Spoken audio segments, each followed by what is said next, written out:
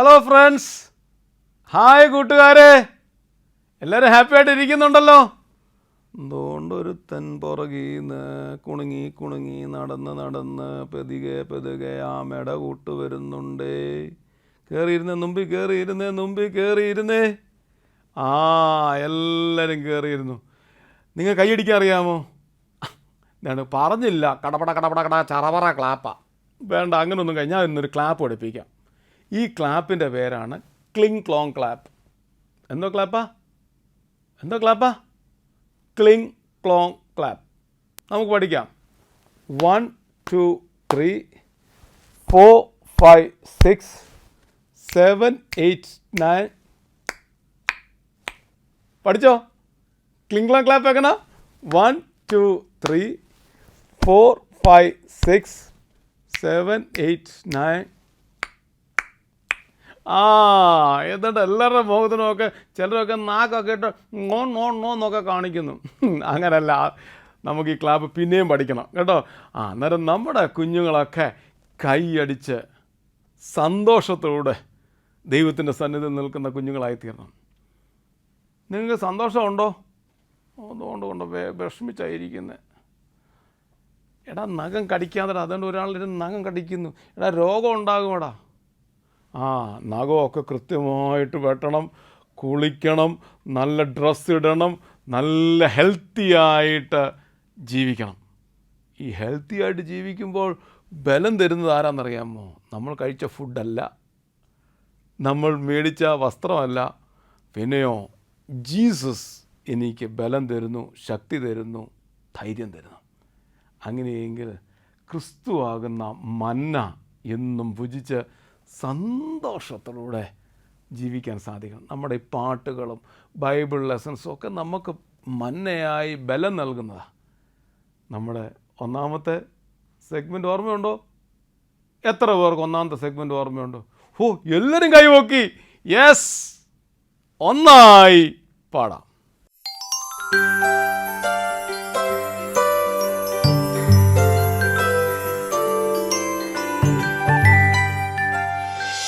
Hello, എന്തുകൊണ്ട് വിശേഷം?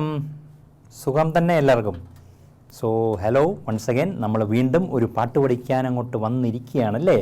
ഇന്ന് എന്ത് പാട്ടായിരിക്കും നിങ്ങളെ ഞാൻ പഠിപ്പിക്കാൻ പോകുന്നത്? ഗസ് ചെയ്യാമോ? മലയാളം, ഹിന്ദി, തമിഴ്, തെലുഗു? നിങ്ങളുടെ സൗകര്യത്തിനൊത്ത് എനിക്ക് പഠിപ്പിക്കാൻ പറ്റത്തില്ല. ഇന്നേലും ഞാൻ റെഡിയായിരിക്കുന്നത് ഒരു മലയാളം പാട്ടും കൊണ്ടാണ്. നിങ്ങൾക്കൊക്കെ ആടിപ്പാടി ചാടി നടക്കുന്നത് ഇഷ്ടമാണോ? ആണല്ലേ? അടിപൊളി. എപ്പോഴും അത് ചെയ്യാൻ പറ്റുമോ? കുറേ നേരമൊക്കെ എങ്കിലും നമ്മൾ പഠിക്കണം അല്ലേ? കുറേ നേരം നമ്മൾ ബൈബിളൊക്കെ വായിക്കണം. കുറേ നേരം നമ്മൾ പല കാര്യങ്ങളിലും ഇൻവോൾവ് ആയിട്ടിരിക്കാനുണ്ട്. എപ്പോഴും ആടിപ്പാടി ചാടി നടക്കാൻ പറ്റത്തില്ല. എങ്കിലും നമ്മുടെ ജീവിതം പൊതുവേ ആടിപ്പാടി ചാടി നടക്കുന്നത് പോലെ ആയിരിക്കാൻ നമുക്ക് പറ്റും. എങ്ങനെയാണെന്നറിയോ? നമ്മൾ ദൈവത്തിൻ്റെ കരങ്ങളിൽ നമ്മളെ തന്നെ അങ്ങോട്ട് എടുത്തേൽപ്പിക്കുമ്പോൾ നമുക്ക് ആ ഒരു കണ്ടീഷനിൽ എല്ലാ കാര്യങ്ങളും സന്തോഷമായിട്ട് ചെയ്യാൻ പറ്റും. എങ്കിൽ പിന്നെ ഈ ആടിപ്പാടി ചാടി നടക്കുന്ന ഒരു പാട്ട് നമുക്കങ്ങോട്ട് പഠിക്കാം. തുടങ്ങിക്കും. നമുക്ക് നല്ല മ്യൂസിക്കൊക്കെ ഉള്ളൊരു പാട്ടാണ്, നമുക്ക് ശ്രദ്ധിച്ച് കേൾക്കാം. സ്റ്റാർട്ട്.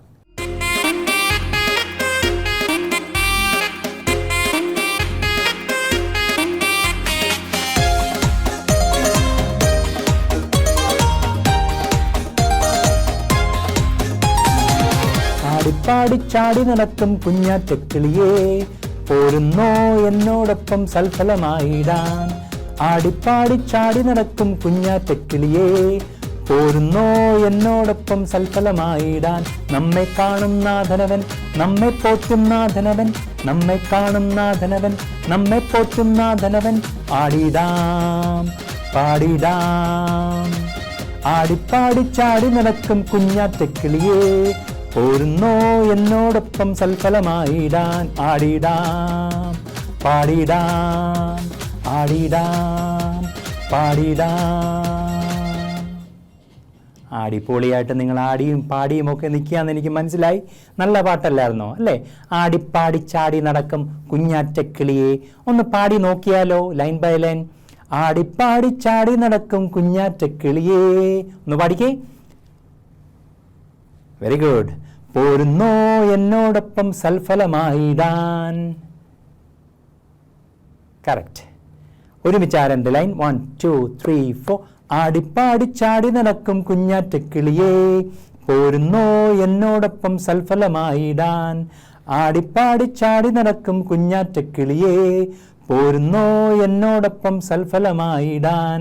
അടുത്ത 2 ലൈൻ. നമ്മെ കാണും നാഥനവൻ. പഠിക്കേ. Very good. നമ്മെ പോറ്റും നാഥനവൻ. Very good. നമ്മെ കാണും നാഥനവൻ, നമ്മെ പോറ്റും നാഥനവൻ, നമ്മെ കാണും നാഥനവൻ, നമ്മെ പോറ്റും നാഥനവൻ. പിന്നെ ആടിടാം. എല്ലാവർക്കും ഇഷ്ടമുള്ള കാര്യമാണ്. ആ 2 ലൈൻ ഒന്നുകൂടെ പാടാം. ആടിടാം പാടിടാം, ആടിടാം പാടിടാം. വീണ്ടും. ആടിപ്പാടി ചാടി നടക്കും കുഞ്ഞാറ്റക്കിളിയേ, പോരുന്നോ എന്നോടൊപ്പം സൽഫലമായിടാൻ. ആടിടാം പാടിടാം. അപ്പം ഇതിൻ്റെ അകത്ത് വെറുതെ ആടിപ്പാടി നടക്കുവാണോ? കുഞ്ഞാറ്റക്കിളികളെ പോലെ. കുഞ്ഞാറ്റക്കിളികളെ കണ്ടിട്ടുണ്ടോ നിങ്ങളൊക്കെ? ഇന്ന് വളരെ ബുദ്ധിമുട്ടാണ് അല്ലേ? ഇന്ന് കൂടുതൽ കാണുന്നത് കാക്കയെ മാത്രമാണ് പിള്ളേർ. കാരണം വെളിയിലോട്ട് ഇറങ്ങുന്നില്ലല്ലോ, എല്ലാവരും മുറിക്കാതിരിക്കുമല്ലേ. കാക്ക അലയ്ക്കുന്നതൊക്കെ മാത്രം കേൾക്കും, വല്ലപ്പോഴും കണ്ടാലായി. അപ്പോൾ കുഞ്ഞാറ്റക്കിളികളുടെ പുറകെ പിള്ളേർ പണ്ട് ഓടി നടക്കുമായിരുന്നു എന്ന് പറഞ്ഞ പോലെ കുഞ്ഞാറ്റക്കിളികൾ പറന്ന് നടക്കുന്നത് പോലെ നമുക്കും പറന്ന് നടക്കാൻ പറ്റണം സന്തോഷമായിട്ട്. എന്തിനു വേണ്ടിയാ? സൽഫലമായിടാൻ. വെറുതെ ഓടിച്ചാടി നടക്കുകയല്ല, നല്ല ഫലങ്ങൾ ലോകത്തിന് കൊടുക്കുന്ന രീതിയിൽ ജീവിച്ച് കാണിക്കണം. മനസ്സിലായോ? അങ്ങനെ ചെയ്യാൻ നിങ്ങൾ റെഡിയാണോ? അങ്ങനെ ചെയ്യണമെന്നുണ്ടെങ്കിൽ നമ്മളെ ഒരാളിങ്ങനെ കാണുന്നുണ്ട്. ആരാണ്? ദൈവം തമ്പുരാൻ നമ്മളെ കാണുന്നുണ്ട്, നമ്മളെ പോറ്റുന്നുണ്ട് അല്ലേ? ഇത് രണ്ടും നമുക്ക് ഉറപ്പുണ്ടെങ്കിൽ ഇതുപോലെ സന്തോഷമായിട്ട് നമുക്ക് ആടിച്ചാടി നടക്കാൻ പറ്റും. എങ്കിൽ പിന്നെ ഒന്നുകൂടെ നമുക്ക് ഒരുമിച്ച് മ്യൂസിക് കിട്ടി പാട്ടൊന്ന് പാടി നോക്കാം. Let us start. അപ്പോൾ ആദ്യത്തെ മ്യൂസിക് വരുമ്പോൾ നിങ്ങൾ റെഡി ആയിട്ടിരുന്നോണം. ശ്വാസമൊക്കെ എടുത്തോ, കൈകളൊക്കെ കൊട്ടി തുടങ്ങിയോ പതുക്കെ. കറക്റ്റ്.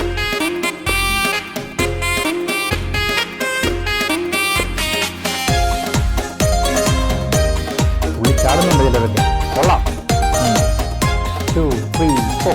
ആടിപ്പാടി ചാടി നടക്കും കുഞ്ഞാറ്റക്കിളിയേ, പോരുന്നോ എന്നോടൊപ്പം സൽഫലമായിടാൻ. ആടിപ്പാടി ചാടി നടക്കും കുഞ്ഞാറ്റക്കിളിയേ, പോരുന്നോ എന്നോടൊപ്പം സൽഫലമായിടാൻ. നമ്മെ കാണും നാഥനവൻ, നമ്മെ പോറ്റും നാഥനവൻ, നമ്മെ കാണും നാഥനവൻ, നമ്മെ പോറ്റും നാഥനവൻ. ആടിടാം പാടിടാം, ആടിടാം പാടിടാം. ആടിപ്പാടി ചാടി നടക്കും കുഞ്ഞാറ്റക്കിളിയേ, പോരുന്നോ എന്നോടൊപ്പം സൽഫലമായിടാൻ. ആടിടാം പാടിടാം, ആടിടാം പാടിടാം. Very good, very good. എല്ലാവരും നല്ലതായിട്ട് ആടി, നന്നായിട്ട് പാടി. അതോടൊപ്പം നല്ലൊരു ലെസൺ നിങ്ങൾ പഠിച്ചല്ലേ? നല്ല സന്തോഷമായിട്ട് കുഞ്ഞാറ്റക്കിളികളെ പോലെ ഓടിച്ചാടി കളിച്ച് നടക്കണം. എന്തിനു വേണ്ടിയാ? നല്ല ഫലങ്ങൾ ദൈവം നമുക്ക് നൽകി തന്നിട്ടുള്ള കഴിവുകളൊക്കെ ഉപയോഗിച്ച് നല്ല ഫലങ്ങൾ ലോകത്തിലെല്ലാം പരത്തുവാൻ വേണ്ടി. ആ ഹാപ്പി നോട്ടിൽ, on that happy good message, ഇന്നത്തെ പാട്ട് നമുക്കിവിടെ നിർത്താം. അടുത്തയാഴ്ച വീണ്ടും ഒരു നല്ല പാട്ട് കൊണ്ട് നമുക്ക് കണ്ടുമുട്ടാം. Thank you very much. God bless you.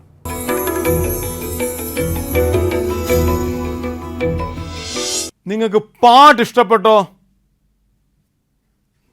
ഇഷ്ടപ്പെട്ടോ?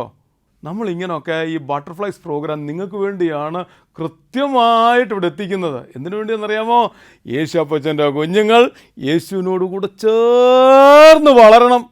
നിങ്ങൾ സ്കൂളിൽ പോയാലും കോളേജിൽ പോയാലും നിങ്ങളുടെ വീടിനകത്തും വീടിൻ്റെ പുറത്തും എല്ലാം യേശു അപ്പച്ചൻ്റെ ഈ പാട്ട് പാടി സന്തോഷിക്കണം. നിങ്ങൾ ഈ പാട്ടൊക്കെ പാടാറുണ്ടോ? എവിടെ പാടും? Sunday school. Sunday school. പിന്നെ പള്ളിയിൽ. പിന്നെ എവിടെ പാടും? വീട്ടിൽ. പിന്നെ എവിടെ പാടും? കൂട്ടുകാരോടൊക്കെ പറഞ്ഞു കൊടുക്കും. യെസ്, ഈ പാട്ടുകളെല്ലാം നിങ്ങൾ പള്ളിയിലും വീട്ടിലും സ്കൂളിലും നിങ്ങളുടെ കൂട്ടുകാരോടെ ഒക്കെ പഠിപ്പിക്കണം. പപ്പായെ പഠിപ്പിച്ചോ? പപ്പായെ പഠിപ്പിച്ചു, മമ്മിയെ പഠിപ്പിച്ചു. മിടുക്കൻ. ഈ പാട്ടുകളെല്ലാം പപ്പായും മമ്മിയും ഒക്കെ പഠിപ്പിക്കണം. ബൈബിൾ ലെസൺസും പറഞ്ഞു കൊടുക്കണേ. നമുക്ക് അടുത്ത സെഗ്മെൻറ്റിലേക്ക് പോകാം. കഥയിലൂടെ.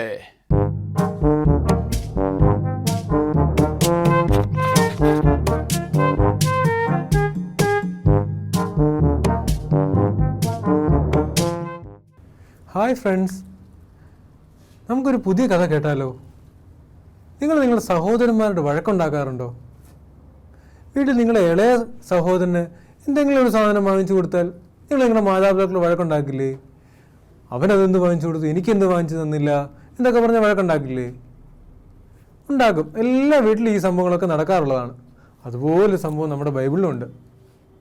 ഒരു നാട്ടിൽ യാക്കോബ് എന്ന് പറഞ്ഞൊരു അപ്പച്ചൻ ജീവിച്ചിരുന്നു. ആ അപ്പച്ചന് 12 മക്കളുണ്ടായിരുന്നു. ആ മക്കളിൽ ഏറ്റവും ഇളയ മകനായിരുന്നു ജോസഫ്. എല്ലാ വീട്ടിലെയും പോലെയും ഏറ്റവും ഇളയ മകനോട് അപ്പനായ യാക്കോബിന് പ്രത്യേക സ്നേഹമായിരുന്നു. ഒത്തിരി സ്നേഹിച്ച് ലാളിച്ച് യോസഫിനെ വളർത്തി. അങ്ങനെ യോസഫിനൊരു ഭയങ്കര ഭംഗിയുള്ളൊരു കോട്ടൊക്കെ വാങ്ങിച്ചു കൊടുത്തു. ആ കോട്ടൊക്കെ ഇട്ട് യോസഫ് അതുവഴി എല്ലാം നടക്കുമായിരുന്നു. ഇത് കണ്ടപ്പോൾ യോസഫിൻ്റെ 11 സഹോദരന്മാർക്കും യോസഫിനോട് വലിയ അസൂയ തോന്നിയിട്ട് അവരെപ്പോഴും ഇഷ്ടമില്ലാത്ത പോലെ എല്ലാം നടന്നു. ഒരു ദിവസം ഈ 11 സഹോദരന്മാർ ആടുകളെ മേയ്ക്കാൻ അങ്ങ് ദൂരെ ഒരു സ്ഥലത്ത് പോയേക്കുമായിരുന്നു. ആ സമയത്ത് യോസഫിനോട് യാക്കോബ് പറഞ്ഞു, നീ പോയി അവരെ ഒന്ന് അന്വേഷിച്ചേ, അവരെവിടെയാണ്, അവരെന്താ ചെയ്യുന്നതൊക്കെ എന്നൊക്കെ ഒന്ന് അന്വേഷിക്കാൻ പറഞ്ഞു. അങ്ങനെ യോസഫ് പതിയെ നടന്ന് അവരുടെ അടുക്കിലേക്ക് പോയി. അവിടെ ചെന്നപ്പോൾ ഈ 11 സഹോദരന്മാർക്കും അസൂയ മൂത്തിട്ട് ഭയങ്കര കോപമായി യോസഫിനോട്. പെട്ടെന്ന് അവരെന്ത് ചെയ്തെന്നറിയാമോ? യോസഫിനെ ഒരു വലിയ കുഴിയിലേക്ക് കൊണ്ടിട്ടു. കുഴിയിലിട്ടത് മാത്രമല്ല, അതുവഴി കുറച്ച് കച്ചവടക്കാർ പോയപ്പോൾ യോസഫിനെ അവർക്ക് അങ്ങ് വിറ്റു. എന്നിട്ട് ഈ 11 സഹോദരന്മാരും തിരിച്ച് വീട്ടിൽ പോയി. ആ കച്ചവടക്കാർ ആ യോസഫിനെ എടുത്തുകൊണ്ട് അവരുടെ നാട്ടിലേക്കും പോയി. അവരുടെ നാട്ടിൽ ഒരു വലിയ ധനികനായ ഒരു ആളുടെ അടുക്കൽ യോസഫ് ബന്ധു ആകപ്പെട്ടു. പോത്തിഫർ എന്നൊരു ധനികനായൊരു വ്യക്തിയുടെ അടുക്കൽ. പക്ഷേ ആ വ്യക്തിയുടെ അടുക്കൽ ആ വ്യക്തിയുടെ ഭാര്യ കുറച്ച് പ്രശ്നങ്ങളൊക്കെ ഉണ്ടാക്കി കള്ളം പറഞ്ഞ് ഈ ജോസഫിനെ പിടിച്ച് അവിടുത്തെ ജയിലിലുമാക്കി. ഒരുപാട് വിഷമങ്ങൾ ഈ ജോസഫ് സഹിച്ചു അല്ലേ? സഹോദരന്മാരിൽ നിന്ന് അവഗണനയും, പോയ വീട്ടിൽ നിന്നും അവിടെ നിന്നും പറ്റിച്ച് അവരെ ദേഷ്യമൊക്കെ കാണിച്ച് വീണ്ടും ജയിലിലേക്കായി. ജയിലിൽ ചെന്നപ്പോൾ ജയിലിൽ കൂടെ കിടന്ന ആൾക്കാരുടെ കൂടെ ഒക്കെ സ്വപ്നങ്ങൾ യോസഫ് വിവരിച്ചു കൊടുക്കുവാൻ തുടങ്ങി. വിവരിച്ചു കൊടുക്കുക എന്ന് വെച്ചാൽ അവർക്കാണ് സ്വപ്നങ്ങളിലൊക്കെ അർത്ഥങ്ങൾ യോസഫ് പറഞ്ഞു തുടങ്ങി. അങ്ങനെ പല അർത്ഥങ്ങളും സത്യമായി അതുപോലെ തന്നെ സംഭവിച്ചു. അത് അവിടുത്തെ രാജാവിൻ്റെ അടുക്കലെത്തി. രാജാവും പറഞ്ഞു, എൻ്റെ സ്വപ്നവും ഇതുപോലെ വിവരിച്ച് എനിക്ക് തരണം. അങ്ങനെ യോസഫിനെ ജയിലിൽ നിന്നും വിളിച്ച് രാജാവിൻ്റെ അടുക്കൽ കൊണ്ടുവന്നു. എന്നിട്ട് രാജാവിൻ്റെ സ്വപ്നം യോസഫിനോട് പറഞ്ഞു. യോസഫ് പറഞ്ഞു, ഇതിൻ്റെ അർത്ഥം എന്താണെന്നറിയാമോ? ഈ രാജ്യത്ത് 7 വർഷം സമൃദ്ധിയും 7 വർഷം ക്ഷാമവും ഉണ്ടാകുമെന്ന് യോസഫ് പറഞ്ഞു. ഇത് കേട്ട് രാജാവ് ഞെട്ടി. അയ്യോ, ഇങ്ങനൊരു വലിയ സംഭവം നമ്മുടെ നാട്ടിൽ നടക്കുമ്പോൾ നമുക്ക് എന്ത് ചെയ്യാൻ കഴിയുമെന്ന് വളരെ ആശ്ചര്യപ്പെട്ടിട്ട് ഈ യോസഫിനെ പിടിച്ച് ക്ഷാമം ഉണ്ടാകുമ്പോൾ അവിടെ നാട്ടിൽ ധാന്യം ശേഖരിക്കുവാനൊക്കെ ആയിട്ട് വലിയ ഉദ്യോഗസ്ഥനായിട്ട് നിയമിച്ചു. ആ സമയത്ത് യോസഫിൻ്റെ സ്വന്തം നാടായ കനാൻ ദേശത്ത് വലിയ ക്ഷാമമുണ്ടായി. ക്ഷാമമുണ്ടായാൽ എന്ത് ചെയ്യും നമ്മൾ? മറ്റുള്ള സ്ഥലങ്ങളിലൊക്കെ പോയി ഭക്ഷണമൊക്കെ തേടുമല്ലേ? അതുപോലെ യോസഫിൻ്റെ 11 സഹോദരന്മാരും ഈ യോസഫിൻ്റെ നാട്ടിലേക്ക് വന്നു. അങ്ങനെ വന്നിട്ട് അവിടെ അരി അന്വേഷിച്ച് വന്നതാണ്. അവർക്ക് ഭക്ഷണം വേണമല്ലോ, അങ്ങനെ വന്നതാണ്. യോസഫ് നോക്കിയപ്പോൾ അതാ നിൽക്കുന്നു യോസഫിൻ്റെ 11 സഹോദരന്മാർ. ആ 11 പേർക്കും യോസഫിനെ മനസ്സിലായില്ല കേട്ടോ. കാരണം എന്താ? യോസഫിനെ അങ്ങനെ ഒരു സാഹചര്യത്തിൽ കാണുവാനല്ലല്ലോ അവർ കൊണ്ട് കുഴിയിലിട്ടത്. പക്ഷേ യോസഫിന് ഈ 11 പേരെയും മനസ്സിലായി. അങ്ങനെ യോസഫ് പതുക്കെ പോയി നോക്കി, ഇവർക്ക് ഇവരുടെ പഴയ സ്വഭാവം തന്നെയാണോ? ഇപ്പോഴും നമ്മളോട് ദേഷ്യമാണോ? ഇപ്പോഴും തെറ്റായ കാര്യങ്ങളൊക്കെയാണോ ചെയ്യുന്നതെന്നൊക്കെ യോസഫ് നോക്കി. അവരുടെ നാട്ടിൽ വലിയ ക്ഷാമമൊക്കെ സംഭവിച്ചപ്പോൾ അവരാകെ വിഷമത്തിലാകെ സങ്കടത്തിലായി. ഒടുവിൽ യോസഫ് ആ 11 പേരോടും പറഞ്ഞു, ഞാൻ നിങ്ങളുടെ സഹോദരനായ യോസഫാണ് എന്നൊക്കെ പറഞ്ഞു. അവർ വളരെ സന്തോഷിച്ചു. അപ്പോൾ ഈ ചെറിയ കഥ നിങ്ങൾക്ക് ഒത്തിരി ഇഷ്ടപ്പെട്ടു എന്ന് ഞാൻ വിചാരിക്കുന്നു. എന്താണ് ഇതിൻ്റെ അർത്ഥം? യോസഫിന് ഒത്തിരി കഷ്ടപ്പാടുകളൊക്കെ ഉണ്ടായിരുന്നല്ലേ? യോസഫിൻ്റെ സഹോദരന്മാർ കൊണ്ട് കുഴിയിലിട്ടു, പോത്തിഫറിൻ്റെ ഭാര്യ കൊണ്ട് ജയിലിലും ഇട്ടു. അങ്ങനെ ഒത്തിരി യാതനകളിലും സങ്കടങ്ങളും ഒക്കെ സഹിച്ചു. എന്നാലും യേശുവിൽ അടിയുറച്ച് യോസഫ് വിശ്വസിച്ചു. അങ്ങനെ വിശ്വസിച്ചുകൊണ്ട് യോസഫിന് എന്ത് സംഭവിച്ചു?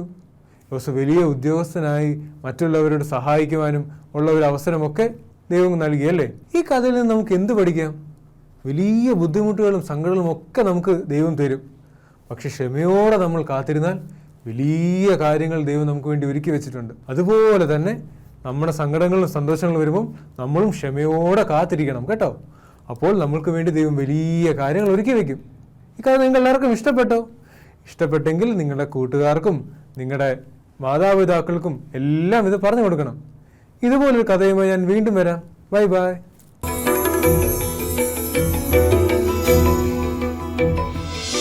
നിങ്ങൾക്കൊക്കെ ബ്രദേഴ്സ് ഉണ്ടോ, സിസ്റ്റേഴ്സ് ഉണ്ടോ, തമ്മിൽ അടി കൂടാറുണ്ടോ? ഇന്ന് കേട്ട ജോസഫിനെ അറിയാമോ? ബ്രദേഴ്സ് എല്ലാം തള്ളിക്കളഞ്ഞു, പൊട്ടക്കണ്ടി കൊണ്ടിട്ടു, അവനോട് ചെയ്യാവുന്ന ദ്രോഹം എല്ലാം ചെയ്തു. പക്ഷെങ്കിൽ അവനൊന്നും മിണ്ടിയില്ല, പ്രതികരിച്ചില്ല.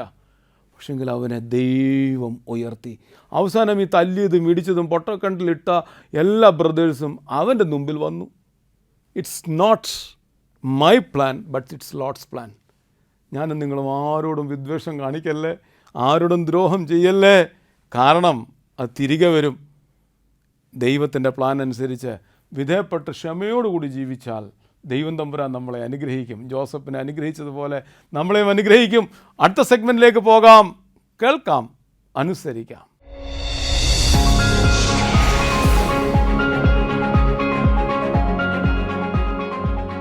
ടിങ്കു, ഞാൻ നിന്നോടൊരു കാര്യം പറയട്ടെ? ചെവി പറയാമേ, ചെവിയിലെ.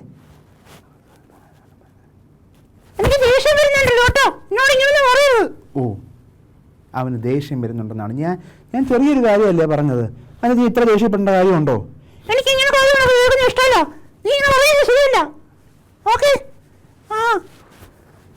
കൂട്ടുകാരാ, ഞാൻ ചെറിയ കാര്യമല്ലേ പറഞ്ഞത്. നിനക്ക് ഇത്ര ദേഷ്യം എന്തിനാ വരുന്നത്? ഫ്രണ്ട്സ്, നിങ്ങൾക്ക് ഇതുപോലെ ദേഷ്യം വരാറില്ലേ? ചെറിയൊരു വാക്കിലായിരിക്കാം. ദേഷ്യം വരാൻ ഒരുപാട് കാരണങ്ങളുണ്ട്. ചിലപ്പോൾ ഒരു വാക്കായിരിക്കാം ദേഷ്യം ഉണ്ടാക്കുന്നത്, ചിലപ്പം ചിലത് കാണുന്നതായിരിക്കാം ദേഷ്യം വരുന്നത്, മറ്റു ചിലർക്ക് ചില സ്പർശനമായിരിക്കാം ദേഷ്യം ഉണ്ടാക്കുന്നത്, ചിലപ്പം കൂട്ടുകാരാ ഒരു സ്മെല്ലായിരിക്കാം. അതെ, ഉണക്കമീൻ വറുക്കുന്ന മണം എനിക്ക് ഇഷ്ടമേയില്ല, ദേഷ്യം വരും അമ്മയോട്. ഓ, ഉണക്കമീൻ വറുക്കുന്നത് ഇവന് ഒട്ടും ഇഷ്ടമല്ല. അതുകൊണ്ട് ചില സ്മെല്ലാകാം.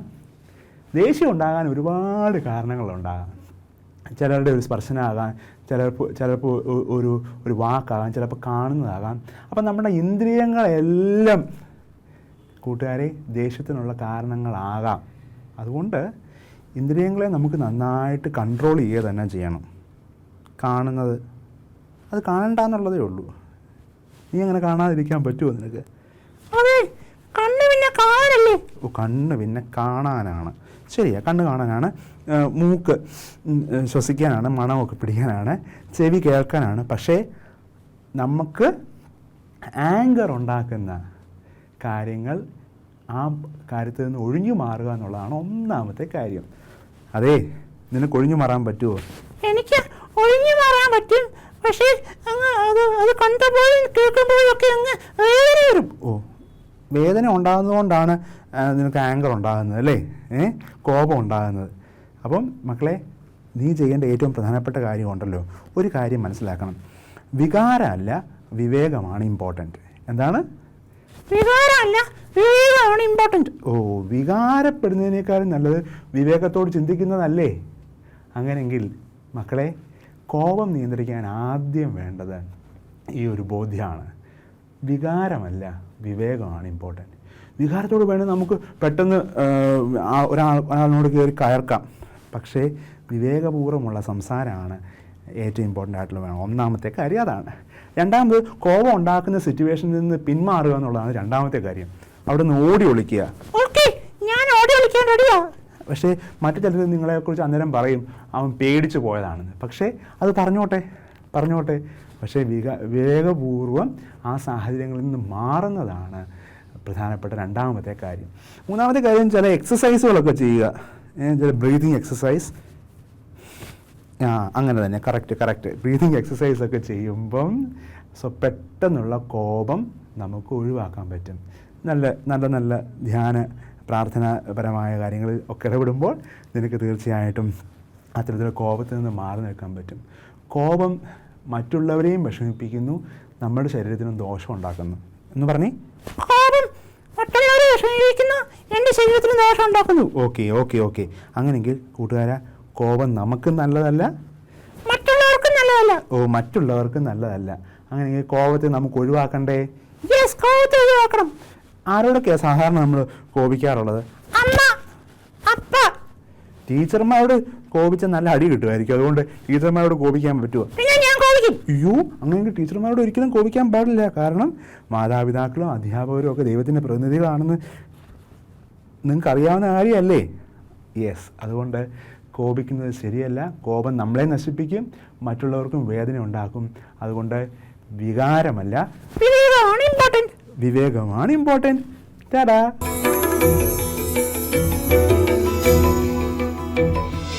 ഇന്ന് ചെറിയ ചെറിയ കാര്യത്തിന് വരെ അടി ഉണ്ടാക്കുന്ന ഒരു ലോകമാണ്. ചെറിയ ചെറിയ കാര്യത്തിന് വരെ ടിഷ്കും ടിഷ്കും ഉണ്ടാക്കുന്ന ഒരു ലോകമാണ്. ആണോ? അവിടെ മക്കളെ, ദേഷ്യമല്ല, വികാരമല്ല വലുത്, വിവേകത്തോടുകൂടെ പെരുമാറുന്നതാണ് ബുദ്ധി. വിവേകത്തോടുകൂടെ പെരുമാറിയവരെല്ലാം ഇന്ന് ഉന്നത സ്ഥാനത്ത് എത്തിച്ചേർന്നു. ആ ചാച്ചൻ പറഞ്ഞത് നിങ്ങൾ ശ്രദ്ധയോടെ കേട്ടല്ലോ. വികാരമല്ല, വിവേകമാണ് വലുത്. അടുത്ത സെഗ്മെൻറ്റിലേക്ക് പോകാം. പാടാം, നേടാം. നിങ്ങൾക്കും ആഗ്രഹമില്ലയോ നിങ്ങളുടെ പാട്ടും ഇവിടെ ഇങ്ങനെ പ്ലേ ചെയ്യണമെന്ന്? അങ്ങനെ പ്ലേ ചെയ്യണമെന്ന് ആഗ്രഹമുള്ള കുഞ്ഞുങ്ങൾ 2 മിനിറ്റിൽ കുറയാത്ത ഒരു പാട്ട് നന്നായി കാണാപ്പാഠം പഠിച്ച് മൊബൈൽ ഫോൺ ഈ വിധത്തിൽ പിടിച്ച് റെക്കോർഡ് ചെയ്ത് എത്രയും പെട്ടെന്ന് താഴെ കാണുന്ന നമ്പറിൽ ഞങ്ങൾക്ക് അയച്ചു തന്നാൽ അടുത്ത ആഴ്ച നിങ്ങളുടെ പാട്ടായിരിക്കാം പാടാം നേടാം എന്ന പ്രോഗ്രാമിൽ കാണാൻ സാധിക്കുന്നത്. Till then, Tata.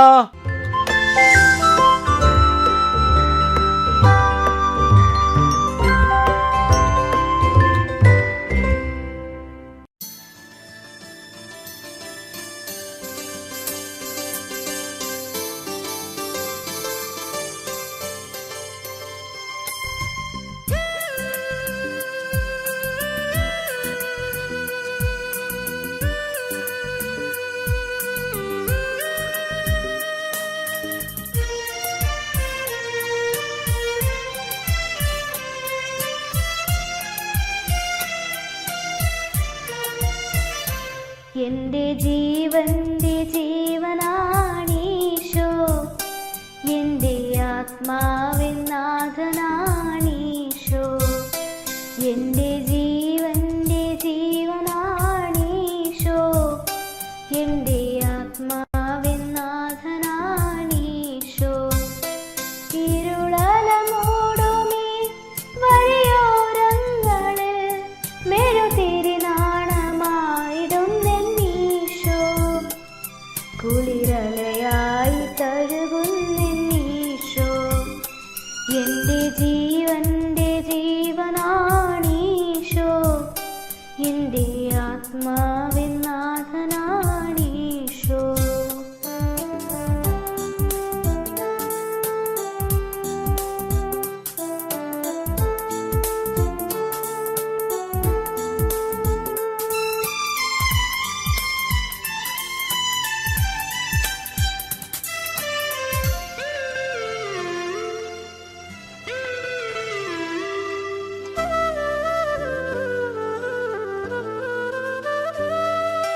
പുകയുന്ന മനസ്സിൽ തണുവായി വന്നൻ അരികേയിരിക്കുന്നെന്നീശോ. പുകയുന്ന മനസ്സിൽ തണുവായി വന്നൻ അരികേയിരിക്കുന്നെന്നീശോ. എൻ കരവിങ്ങി കരയുമ്പോഴും ഞാനറിയാതെ തളരുമ്പോഴും, എൻ കരവിങ്ങി കരയുമ്പോഴും ഞാനറിയാതെ തളരുമ്പോഴും, മൃദുസ്നേഹത്തിൻ വിരലോടെ എൻ മിഴിനീരു തുടയ്ക്കുന്നു.